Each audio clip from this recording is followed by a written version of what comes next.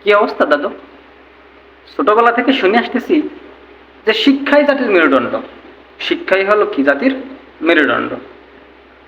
শিক্ষা যদি জাতির মেরুদণ্ড হয় তাহলে শিক্ষকরা আছে কি শিক্ষার মেরুদণ্ড। তাহলে সেই শিক্ষককে যদি ধরে নেওয়া যাওয়া হয়, শিক্ষককে যদি আটক করা হয়, তাহলে কি জাতির মেরুদণ্ডরা আটক করতেছে?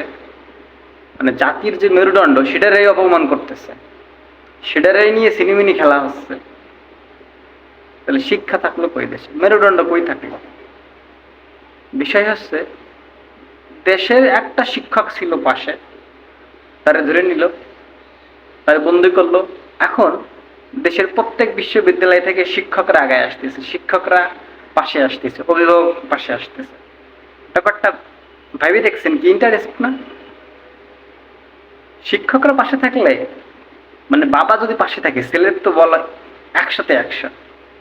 এই যে একটা ব্যাপার, আইনজীবীরা পাশে থাকতেছে। আইনজীবীরা তো তারা তো আসলে তাদের কিন্তু যথেষ্ট কি ম্যাচিউর তারা, কারণ তারা আইন নিয়ে কথা বলে। তারা যদি এটা অযৌক্তিক মনে করতো, তারা যদি এইটা ফালতু মনে করতো, তাহলে এটা তারা কখনোই পাশে আসতো না। কিন্তু তারা বসতে আছে যে না, এটা যৌক্তিক, এটা দরকার, এটা প্রয়োজন। বিভিন্ন জায়গা থেকে পুলিশের কর্মকর্তারা বিভিন্নভাবে তারা কি নিজের জায়গা পরিবর্তন করতেছে, নিজের সরাই নিয়ে যাচ্ছে, কারণ তারা বুঝতেছে, তারা সবাই জানতেছে যে না, এটা তো আসলে সঠিক না। কিন্তু কিছু কিছু লোকজন তাদের দায়িত্ববোধ থেকে, তাদের চাকরি থেকে তারা এটা মাথা বেঁধে নিচ্ছে, কিছু করার নাই। মানে তারা চাচ্ছে মন থেকে কিন্তু করতে পারতেছে না, তাদেরকে স্যালুট।